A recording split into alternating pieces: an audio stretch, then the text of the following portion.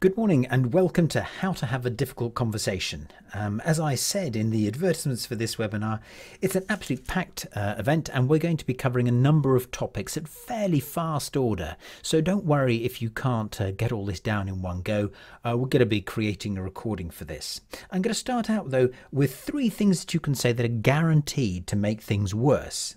Then I'm going to go into how to get yourself to pay attention if you really don't feel like listening.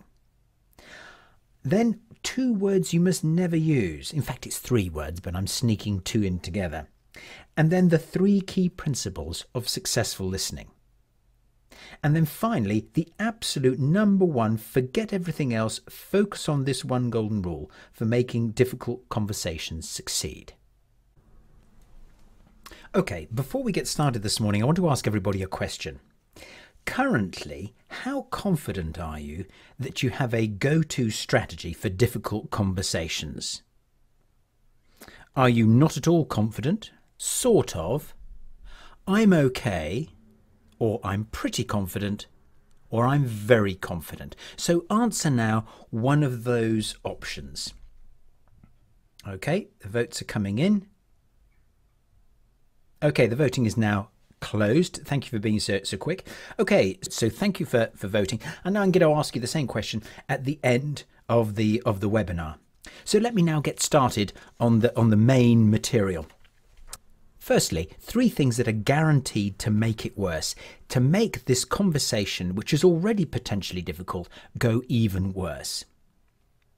Well, the first thing that I can probably say is I disagree. I disagree is like slamming a door in your face.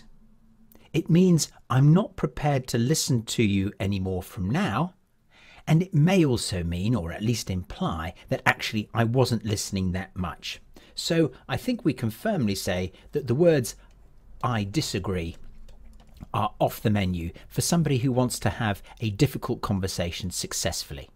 Now, of course, difficult conversations come in lots of different shapes and sizes. And what we're talking about here is across the board, whether you have some difficult material for somebody, some feedback you need to give them, or whether something has emerged in the course of an existing conversation, or whether maybe somebody has something difficult to say to you. So we don't always know how and when it's going to happen, but when we're in it, we know it's difficult. And one of the things we can say to make it really worse is I disagree. Okay. Number 2 on my list of dislikes, and I'm saying stay away from this, is to say, I know how you feel. Now, why is that so bad? I know how you feel. And we often hear it said, don't we? Now, it's not the end of the world. And the fact is that if I say, I know how you feel, to you, you may believe me. But how do you know that it's true? I'm much, much better off actually showing you, proving to you that I know how you feel by reflecting back the emotion that I think you're having. And then you know for sure that I really do know how you feel. The third thing that we can say that makes things so much worse is something akin to calm down.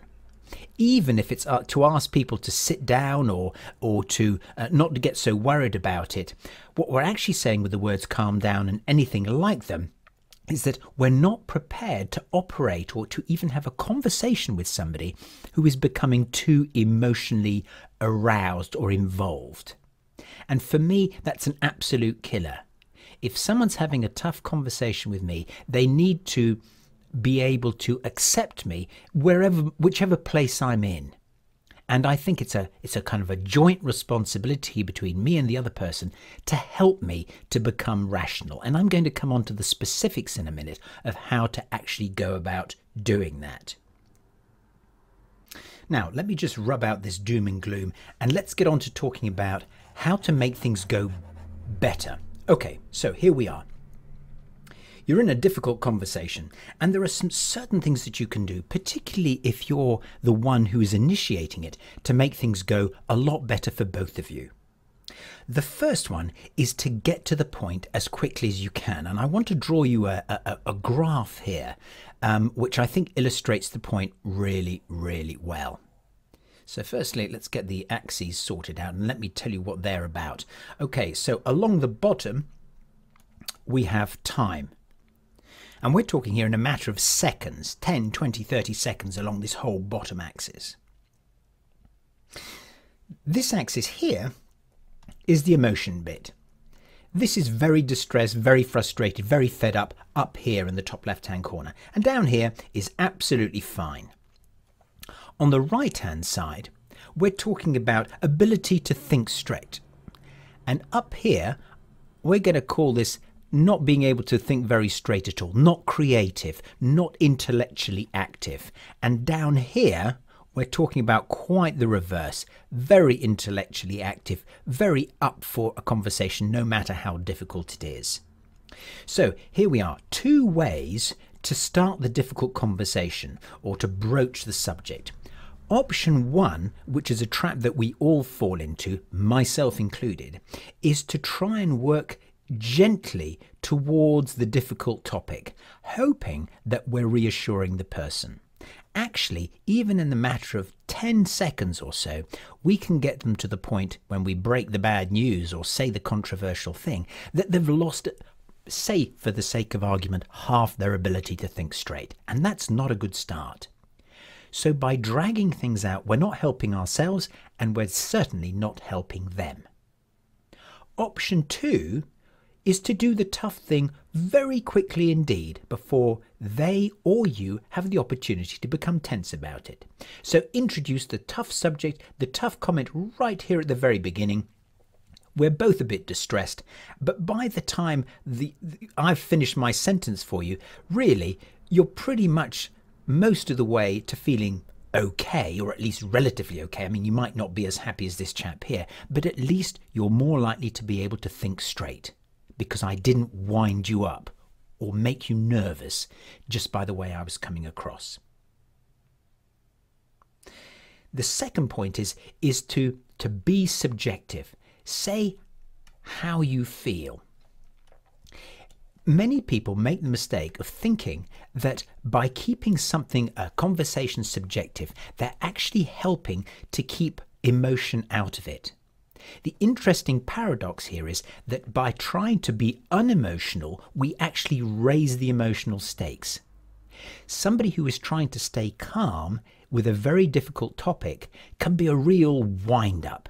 It can make it very difficult for the person to believe that they're dealing with a human being. So saying how we feel about something, being subjective, is really helpful. They know that they're dealing with a human being, and we stop being hampered by our own emotions. And I'm going to return to that theme a little bit later on in this webinar. Point number 3 is to pause a lot. I like to pause, and I suggest it to people who I'm working with, firstly, so that I can think straight. If I pause, I'm not talking, and if I'm not talking, I can think and I can listen. The other part of that, of course, is that they can talk. So if I pause, I get to think and listen, they get to talk. It's the perfect situation in a difficult conversation. Okay, before I go any further here, let me just clean our whiteboard here. And also I'm going to throw open the lines for your questions, and let's see what comes up. I do have a couple of written questions here that I'd like to respond to. This first question is from James. James asks, do you find some companies that hold on to the adversarial approach or that they hold on to the adversarial approach because it represents the power of the individual? And the second bit, however, of course, whilst the facilitative and empathic approach is more effective, it can be perceived as weakness. And that's very interesting. It's something, a conception or a preconception that people have about what it is to empathize rather than to question, is that they think that empathy is the soft option. In my experience, empathy is very much the tough option, because whilst it feels very gentle, it does actually help the person to realize for themselves that some of the things that they were thinking simply aren't true. Empathizing with somebody forces them to address what they're thinking because they're having it reflected back to them very faithfully and with sensitivity. and in being empathized with, it gets us to examine what we really believe and how we feel. So if anything, empathy is a great way of getting to the root of a problem without the adversarial approach. And I think it's the absence of that, the adversarial questioning, that fools people, the people who don't understand, into believing that actually it's not a good way of getting to the bottom of an issue. I hope that that satisfies James. Another question's come in. How do I avoid discussions repeating stuff when we're not allowed to say "I know"? And that's from Yuri. Good question, Yuri. And you're right. Saying "I know" to somebody is, I maintain that is a big turn off. What we can do actually is to tell them that we've actually heard that before by empathizing with them. So I might say, Yuri, if it was you and you're repeating yourself, I say, Yuri, you've said that, you've raised that point about funding a number of times in this conversation. It sounds like that's really important to you. So I'm letting Yuri know that actually it's okay to repeat it, but actually if he doesn't want to keep on pressing his message home, because I've already understood, he doesn't have to. The sole reason, the strongest reason that we have for going on and on about something, for feeling the need to repeat ourselves, is when we believe that we haven't been heard, when we think that we haven't been taken seriously. Another James, to avoid emotions flooding your own system, is it best to sometimes use external negotiators and facilitators because their focus is only on the process? James, that is a really, really good point. We often get used, and in fact, most of our projects with groups and senior teams often end up where we are facilitating people having real conversations, sometimes for the first time. And we can do that by staying out of the group and focusing, just as James has said, on the process.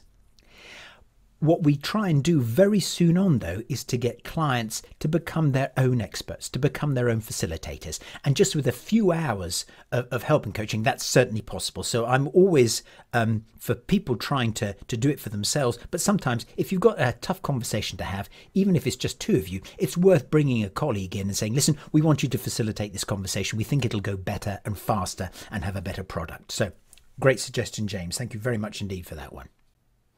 Okay, now we're on to the bit which is about how to get yourself to pay attention when you really don't want to. Well, I want to kick this bit off with a poll, and I want to ask everybody what you currently do at the moment. So I'm putting the poll up now. So option 1, do you just find yourself trying harder? Option 2, do you become assertive and then try again? Option 3, do you write down what the other person's saying as a way of trying to focus your mind? Option 4, do you find yourself empathizing with them, just try and kind of involve yourself emotionally in what's going on in front of you? Or option 5, you get them to focus on what you're interested in. So if you can vote now, and we can see what you're currently thinking. Okay, the vote's coming in. Okay, so the votes are in. So the first one, try harder, gets 13 votes. Be assertive and try again gets 4 votes. Write down what they say as a way of focusing. That gets 14 votes. So that's the most popular one of all. Empathizing gets 8 votes. Not bad. And then getting them to focus gets 7 votes. So the most popular ones are write down the stuff they're saying as a way to focus, or try harder. Okay, that's an interesting voting profile. Well, I want to just take you through briefly what each of those strategies implies. Trying harder. Well, trying harder is okay, but the problem with it is that if I don't feel like trying harder, I might not have access to implementing that. And actually, it might make me more frustrated and an even worse listener. I'm going to skip straight to option 3 now, which is to write things down. Writing things down to focus on what they're saying. It sounds good, and it might actually, if I'm listening to you, it might focus my attention, but it's probably not going to make you trust me that I'm really taking you seriously, that I'm really paying attention. after all, what you're seeing is the top of my head. You're not even seeing my eyes. You don't know if I'm particularly interested or not. You're just being forced to take my word for it by the fact that I'm writing things down. Fact remains is you don't know what I'm writing down. The fourth possibility was to empathize. Now, I like this option a lot. The problem is that if I am feeling unhappy, I do not want to listen to you. No way. I am actually too busy listening to my own feelings. So empathy is probably going to be beyond my reach. The fifth option was getting them to focus on what I want to hear. Now, this is probably one of the more disruptive of the five possibilities, because what I'm actually doing, if I'm listening to you, I'm diverting your attention to what I think is interesting. It might not have any relevance at all to what you want. So in fact, if anything, you're going to go deaf to me. What I want in a difficult conversation is not as important as what you want if I am trying to take an active part in sorting it out. I do have the opportunity, I must give myself the opportunity to say what's important to me. But if I'm troubleshooting a conversation that's difficult, or I'm trying to get a difficult conversation off to a good start, what you want and your reaction is the most important. Okay, so there are options 1, 3, 4 and 5. Now, of course, I've missed out option 2. Well, this one was about being assertive. You will have by now figured out that this is my favourite option. Why is that? Well, I want to draw you another diagram here, which makes the case for saying how we feel. The problem that we have very often when we're not operating at all well is that we're probably having some sort of emotional overload. But let me backtrack here. If you imagine that inside us, and we actually know that we do have a whole load of neural circuits, these circuits, they really do exist, not in such a crude fashion, obviously, as I'm depicting here. But nevertheless, we do have circuits that enable us to be able to think straight and to be able to communicate. The bit of communication that we're, of course, interested in here is our ability to listen. The other one is the ability to speak coherently and clearly and in a way which makes sense intellectually. But this is the one that we're interested in here. Now, if my circuit is operating okay, with the optimum amount of, in this case, emotion going around it, that's absolutely fine. But like any circuit, ours has an overload. It has a trip switch. When I am having too many emotions, what actually happens is that my light bulbs, which before now were lit, in other words, I was able to think and communicate, my light bulbs, unfortunately, go out. I'm overloaded. So what happens when my light bulbs go out is that I stop thinking straight and I lose the ability to communicate, which is obviously a big problem because it involves listening, or it partially involves listening. So the number one way to repair my own circuit is to actually say how I feel as it happens. There is something in that process of admitting to the emotions that are getting in our way which frees us up from them. And we've found this over the years, in many years now, in therapeutic interventions where people are being encouraged to talk about their feelings. And we also know that this works very well in the treatment of post-traumatic stress disorder, where soldiers and people who are recovering emotionally and mentally from traumatic events get a great deal of relief from being able to tell their story. And we're doing a mini version here. I'm saying, listen, John, I've got really frustrated in this conversation by your attitude, but now I've said that, I know it's difficult for me to listen, but I'm going to have another go. Say what you were saying again.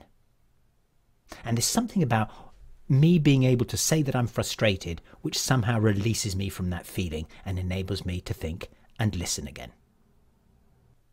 Okay, before we pause for questions again, I wanted to cover off 2 words that you must never use. In fact, it's 3 words that I'm allowing myself here, but it's basically a word and a phrase that you would really do well to avoid like the plague.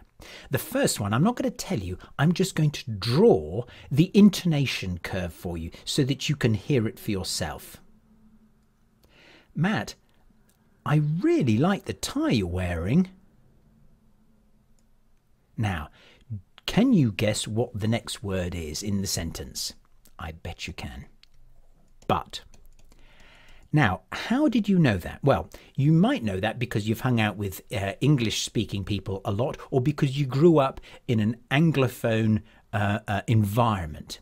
Wherever the word but is used, as I just used it, it is always accompanied by this intonation.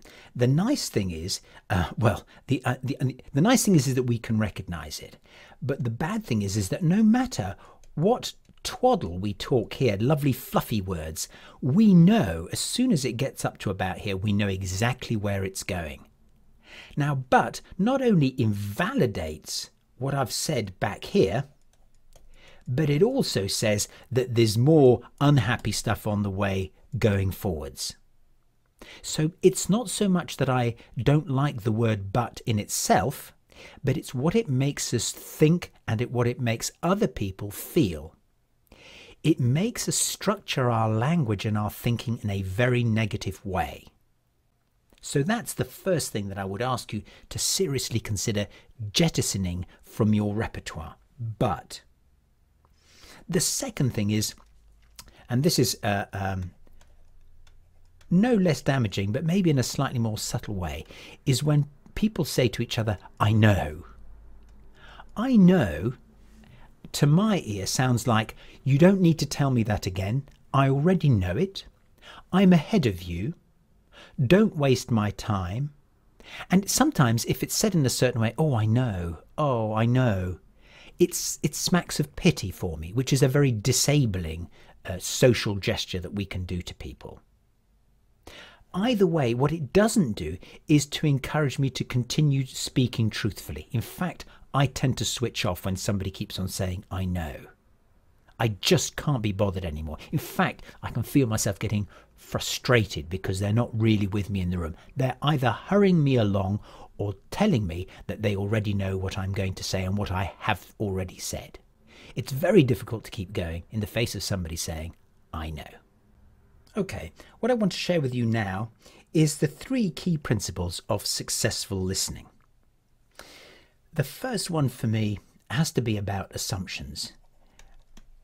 And really, this is a barrier that we throw up between us and other people.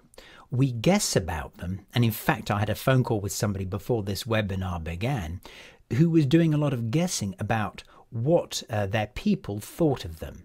Now, it's difficult sometimes to check out our assumptions, but certainly if we continue to operate on what we believe is the case rather than what is actually the case, we're going to do all sorts of things and say all sorts of things that actually are not appropriate. They're not helpful, particularly in the context of a difficult or tough conversation. The second one is to put feelings first. Now, I've already spoken a lot about feelings this morning, and in this particular case, I want to explain a particular mechanism that you can use. It's not a technique; it's just a way of expressing what you believe is going on for the other person that can really help them to open up, and it can help to check your assumptions. So here's the little bit of homework that you have to do in the few seconds before you open your mouth. First of all, you have to try and figure out how they feel. What is the feeling that they're having the most of at that moment? Are they worried, frustrated, irritated, put off, demotivated? How are they feeling? Secondly, if you can work out what that feeling is about, that is just wonderful. You need to be specific.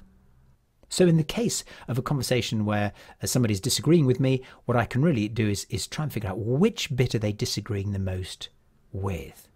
I know that they're frustrated. What are they frustrated about? What have I said? And thirdly, if we can figure out why that person is having that feeling about that thing, so much the better. And once we've actually figured out this, then we actually put it into a sentence. And those sentences sound something like, you sound worried about committing more budget to this possibility. I guess that's because you don't want to throw good money after bad. You sound worried about throwing more money after this possibility. I guess that's because you don't want to throw more good money after bad. And then at the end of that, we pause. Let me give you another example. John, you sound worried about pursuing the internet strategy as we have it down here. I guess that's because you've seen it fail before.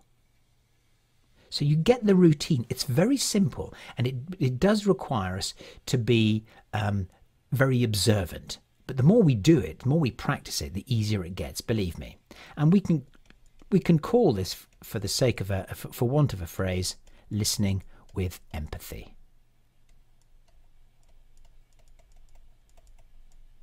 So here's the third principle, and this one is about being prepared to interrupt. Now, most people have been educated, myself including, that it's rude to interrupt, so we tend not to. But if there is one reason, which is a very good reason to interrupt, and that is to listen. If you don't interrupt me whilst I'm talking and talking and talking and talking, I have no indication that you've really understood me. So interrupting somebody to listen is a completely fair and, in fact, essential in some cases thing to do. And finally, here is your number one golden rule for how to succeed in a difficult conversation. And the rule is, big drum roll, keep listening. Keep listening until they tell you to stop. Now, that might sound like a really strange thing to suggest here. I mean, how do you know, how do I know when I've listened enough? Well, there are clues that we can look out for. The first clue is that there is less emotion in their voice. The pitch of the voice, or the sort of squeakiness, or going up with very high notes, will come down. So you'll notice that the pitch of the other person's voice comes down when they're not so upset, not so emotionally bound up in the problem.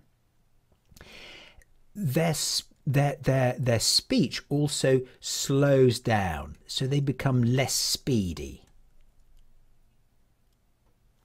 The third thing that you might notice is that they start to ask questions, or even for advice.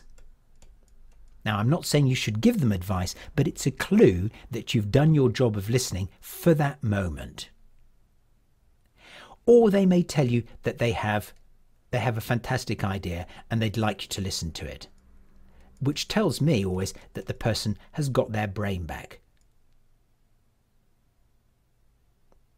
So there are 4 clues that somebody is ready to talk again, that actually you've done the listening bit. So that's the golden rule. But I want to also share with you now a difference that I have with many people's conceptions of what it is to have a difficult conversation. So this tucks in nicely with this golden rule, and I want to draw you the last diagram for this morning about what I think is going on in a conversation which we could term difficult. And I want to give you 2 versions of how to handle this conversation. Here's the traditional version 1. The traditional version gives us roles at the opposite end of a spectrum, or a spectrum of understanding. And in between us, mentally, it sets up barriers. And your job, this is you and this is me, your job is to try and overcome my barriers, and it kind of turns into a game of jousting where you are, or you know, warships or something like that, where you're trying to blast through the arguments that I put up. And of course, my job in that kind of yes but conversation, there's that word again, is to just throw up more objections. And the idea is that the strongest person wins, whoever can keep going the longest, whoever can come up with the killer argument. Eventually, you or I will give up. And often what happens is that we pretend to do some agreeing, and then we get out of the room and do something completely different. So here is version 2, which I favour, and I think maybe when you've seen it, you might rather like it too. Version 2 is completely different. And incidentally, have you noticed that when you go into a hotel meeting room or a conference centre, how often the table, and I often have one-to-ones in hotels and hotel conference rooms, and I notice that the table is always set with a chair either side of the table, which I think is nuts, but it says something about the psyche that we have surrounding meetings, that we expect people to be facing off against each other either side of a table. So in my head, I have this rather more positive conception of what it's like to be in an argument or a difficult conversation with somebody. And here's how it goes. If this is you and this is me, what you're actually trying to do, and you'll notice that there's nothing between us now, what you're actually trying to do is not to overcome my objections, but you're trying to free me up to think straight. And what you're actually working on is the barriers that are between me and my own intellect. So in this model, you become my helper. And in this case, by listening to me, which I think is the most powerful kind of help we can give somebody in a tough conversation, to help us to resolve it, to help us to get through it as a team together, you, by listening to me, take away the blocks, the barriers that I have to being able to think straight, to be able to take on board what it is that you're trying to suggest. And so in this way, you're not my adversary, you're my facilitator. So that's where I think we should be aiming when we are getting into a conversation which could be difficult. We can aim, if we want to be the helper, to maybe give the bad news or hear the bad news, but then to help both myself or yourself and the other person through it. Okay, so let's have the final poll now. I want to ask you again the question that I asked right at the very beginning. How confident are you that you have a go-to strategy for difficult conversations? So vote now.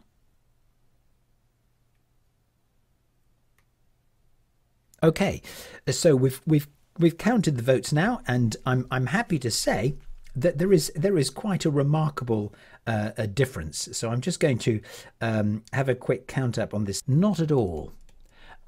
Initially, that got 5 votes. That has gone to no votes. So now there are at least 5 more people who have an idea of how to tackle these conversations. Sort of initially got 20 votes. And in this particular case, the 20 has turned into a 3, which I think is good news. Let's see what happened to the other ones. The I'm okay, which is already a good place. That started out at 11 votes, and you've given it another 11 votes. So pretty confident. Started out as 6, and now has gone up to 14, which is good news. And finally, very confident, went from a 0 to 5. So any final questions before we close the lines for today? Okay, Anne, as soon as you've got your line freed up, shout out. Oh, hello there. Hi. If we're going to have a difficult conversation with somebody, maybe we're giving them negative feedback or something. Do you think, Yeah. thinking about the subjective point, should we be priming them before the conversation to let them know what the subject of that conversation is, so they don't come in completely cold and surprised and when we have this difficult conversation. What's your advice around that? Yeah, that's an interesting one. I'm for definitely priming them. And interesting, somebody had a question yesterday when we were going through the dress rehearsal. We had someone dial in, and they brought up really. Sometimes you're making someone redundant. You're firing them, and actually that's maybe a two-part conversation, because often the news, it might not be that they're getting sacked. Maybe they're having a piece of their territory reallocated or their budget reduced. And some people, they just need the first couple of minutes to receive the news, and then take a time out and say, listen, let's talk about this afternoon. That's what it's going to be about. So I'm all for being transparent with people. Okay, thanks. Is that good enough? Yeah, that's fine. Okay. Roger and Peter. Peter first. Yeah. Hiya. When you've obviously, pausing's very good in anything really, when you're giving presentations or anything, but especially in this sort of situation, once you've listened to what they're saying, is it worth replaying back to them what you've heard? Because otherwise you could just move on and they think you've not listened to them, to show them you've actively listened and take it and to make sure you've heard it right. You're so right. It's a good check for you and for them, and we're going to come on to that, but a really good call on that. Yeah. There's a spoken question coming from Peter. So Peter, when your line's free, give me a shout. Hello again. One of the questions I have is these days we speak to lots of people from different cultures, and sometimes what the lips are saying isn't reflected by the body language. Yes. So they can be saying one thing to try, but the body language, and it is, sometimes you can't have, face to face, but you can have video, like we are now. Are there any? Is it worth working out the cultural differences sometimes before you have this conversation, so you can see that sometimes what you may be being told is not, because the body gives away a lot more truth, doesn't it, than what's been said. There are certain cultures where there is a nature to always please, but there are certain body languages that that give the game away, if you know what I mean. Yeah, like fidgeting with hands. So maybe a big smile on the face, but fidgeting hands, and maybe eye contact isn't completely there, and even though the person's saying yes, yes, yes. Yeah. Yes. I think it's basically the person saying, I don't know how to say no to you. I'm worried because my culture says it's a bad idea to say no to someone who is more senior than you, someone I don't know very, someone I'm supposed to be cooperating with. I don't want to be seen as the not team player. So in that instance, it's giving them even more, just making it super easy for them to tell you the truth. And what we can do there is to offer them the truth that we think they have in their heads, and then all they have to say is, well, actually, yes, you're right. So a statement like, look, you're saying you're comfortable, but you don't look comfortable. I don't think you like my plan very much. And giving people multiple opportunities. So they say, well, it's not as good as I wanted. And you think, fantastic. Now we're getting to the real thing. So even though they might never say, Peter, your plan stinks, I can't imagine how you got your job, you will at least be able to coax them into, and get them into a position where they can tell you more of the truth. Okay, thanks. Great, thanks, Pete. Chris, you have a question as well. Paul, good morning. Good morning, Chris. I was interested in your comments about the scenario 1 versus scenario 2 that we can currently see on your sketch pad there. And what struck me is that yesterday I was in an environment where I was trying to talk to them about the idea of all working in the same direction and being supportive and that sort of coaching environment. And it was clear that their sort of tell culture of management was so ingrained that they were going to really struggle with this as an idea. And I guess what I wanted from you is a perspective on actually how long does it take? How do you go about breaking down and introducing that new coaching culture, which I think is what you're pushing towards? Yeah, that's a good one. And again, at the risk of sounding like I'm a one-trick pony, it's helping them to understand, and you understanding what it is that they're really worried about or avert to. So a conversation that goes along the lines of you offering, trying to, in a sense, what you're trying to do is not read their minds, but you're paying attention to the little cues that people feed us and that they are feeding you to say why they're not comfortable with it. Okay. And to help them to think those things through. The other point about where we're trying to overcome something which, like from what you're saying, Chris, it's a really, well, you said it's very deeply ingrained. It's that we have to have we have to give ourselves multiple opportunities, and them too, to rethink this thing. We need to give people, often we don't give people the space to climb down. So being prepared to have multiple conversations about this and to give up listening to them will give them more chance to go away and reflect. Yeah. So, I mean, I guess what we're saying is it's actually quite a long process. It's not, you're not going to do it in a week or two.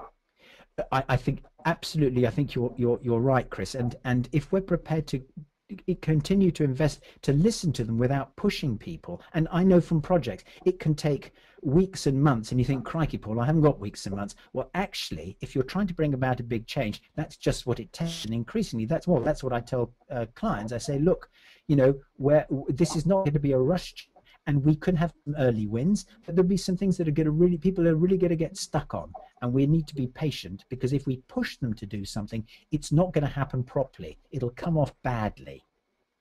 Thanks for the question, Chris. Good one. Thank you. Prem, what's on your mind? Paul, thank you. Fantastic presentation, Paul. I do have a question for you, and it is around in a lot of your discussion, you've kind of assume, I've used that word, haven't I, really? But I have the indication that both partners in these discussions are quite assertive from their own standpoint.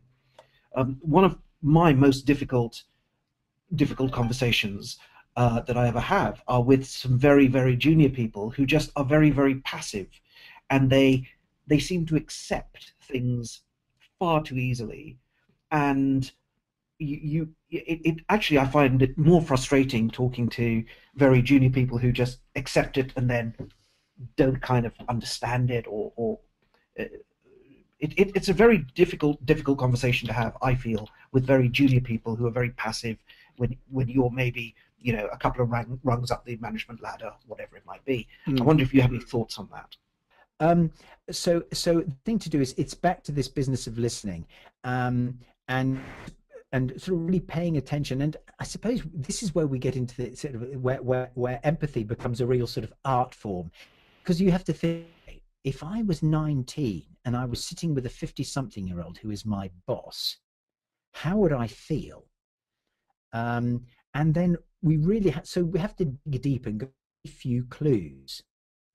The second thing is maybe to take it slightly to the point of ridiculous, almost to, I'm loath to use the word, but it came in my head, so I'm gonna be honest, goad the other person into reacting by giving them a piece of empathy, but it's something that they would never dream of telling you. And be prepared to stick your neck out a bit with your empathy, and go to the outlandish, the stuff that they would never dream of saying to you. Hugh, what are you thinking? Hear me? Good morning. Yes, I can. Good morning. It's not so much a question as an observation, and it's going back to the opening example you were giving. And one of the words that I wrote down was that there was an implied judgment coming in the conversation. I can't remember the exact thing.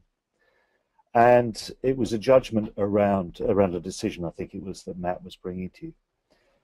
And then you went on to draw your lovely graph around, you know, stress and clarity of thought over time, and giving the bad news first. Yeah. And I linked that in my visual notes here to this thing around assumption. So judgment and then bad news is in a conversation, again, we bring an assumption that the news that you're giving is either good or bad. Yeah. And that makes it difficult.